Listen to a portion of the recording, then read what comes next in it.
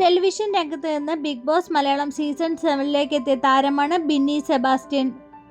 ഏഷ്യാനെറ്റിലെ ജനപ്രിയ സീരിയലായ ഗീതാ ഗോവിന്ദത്തിലൂടെയാണ് ബിന്നി ശ്രദ്ധേയമായത്.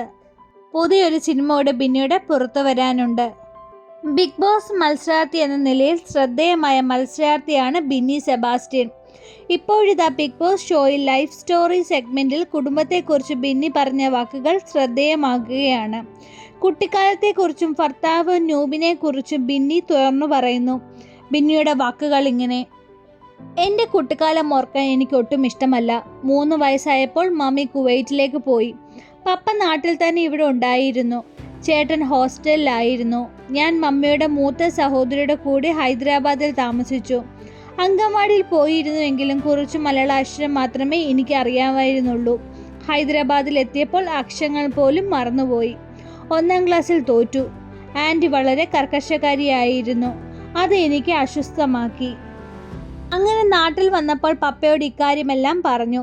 തിരിച്ചു പോകുന്നില്ലെന്നും പറഞ്ഞു. പക്ഷേ എന്താണെന്ന് അറിയില്ല. എന്നെ വേറെ വീട്ടിലേക്ക് മാറ്റി. മമ്മിയുടെ വീടായിരുന്നു അത്. അവിടെ ചെന്നപ്പോൾ വിവേചനം അനുഭവിച്ചു. പിന്നീട് 6ാം ക്ലാസ്സിൽ പഠിക്കുമ്പോൾ എന്നെ ഹോസ്റ്റലിലേക്ക് മാറ്റി. വീട്ടിൽ പോകണമെന്ന് പറഞ്ഞ് ഒരുപാട് കരഞ്ഞു. പക്ഷേ എന്നെ ഏറ്റെടുക്കുവാൻ ആരും ഉണ്ടായിരുന്നില്ല. അമ്മ കുവൈറ്റിലായിരുന്നു. പപ്പയ്ക്ക് അത്ര ഉത്തരവാദിത്തങ്ങൾ ഉണ്ടായിരുന്നില്ല. മമ്മി അങ്ങനെ ആയിരുന്നില്ല. കുഞ്ഞുങ്ങൾ നല്ല രീതിയിൽ എത്തണമെന്നായിരുന്നു ആഗ്രഹം. ലോണും കാര്യങ്ങളൊക്കെ എടുത്താണ് മമ്മി കുവൈറ്റിലേക്ക് പോയത്. അവിടെ ഏകദേശം 25 വർഷക്കാലം മമ്മി ജോലി ചെയ്തതായി എന്നെയും ചേട്ടനെയും പഠിപ്പിച്ചത്. വീട്ടിലെ എല്ലാ കാര്യങ്ങളും നോക്കി മമ്മിയായിരുന്നു. മമ്മി ഞാനും അത്ര കമ്മ്യൂണിക്കേഷൻ ഉണ്ടായിരുന്നില്ല. അന്നൊന്നും എനിക്കത്ര മിസ്സിങ് ഫീൽ ചെയ്തിട്ടില്ല. പക്ഷേ ഒരു പെൺകുട്ടിക്ക് മമ്മിയുടെ സാന്നിധ്യം വേണമെന്ന കാലത്താണ് അത് സംഭവിച്ചത്. എൻ്റെ മമ്മിക്ക് അവിടെ ഗദാമ ജോലിയാണ് ചെയ്യേണ്ടി വന്നത്. ഒരുപാട് കഷ്ടപ്പെട്ടാണ് എൻ്റെ മമ്മി ഞങ്ങളെ വളർത്തിയത്. കക്കൂസ് കഴിയും അവിടെയുള്ള ആളുകളുടെ വീടുകൾ ക്ലീൻ ചെയ്തും ആളുകളുടെ ആട്ടും തുപ്പും ഏറ്റാണ് മമ്മി ഞങ്ങളെ വളർത്തുവാൻ വേണ്ടി ജോലി ചെയ്തത്. എൻ്റെ ജീവിതത്തിൽ ഏറ്റവും വലിയ ബ്ലെസ്സിങ്ങും എൻ്റെ മമ്മി തന്നെയാണെന്ന് ബിന്നി സെബാസ്റ്റ്യൻ പറയുന്നു. പപ്പയും സ്ഥലത്തില്ല. അതുകൊണ്ട് തന്നെ എന്നെ കാണുവാൻ ആരും വരാറില്ല. വീക്കെൻഡിൽ എല്ലാവരുടെയും പേരൻസ് വരും. എന്നെ മാത്രം കാണുവാൻ ആരും വരുന്നില്ല. വല്ലപ്പോഴുമാണ് മമ്മി ഫോൺ വിളിക്കുന്നത്. പിന്നെ എനിക്കെല്ലാം എൻ്റെ സുഹൃത്തുക്കളായി മാറി. പിന്നീട് മെഡിസിന് പോയി പഠിച്ച് തിരിച്ചു വന്നപ്പോൾ അവർക്ക് ഞാൻ സ്പെഷ്യൽ ആളായി മാറി. അതെനിക്ക് സർപ്രൈസിങ് ആയിരുന്നു.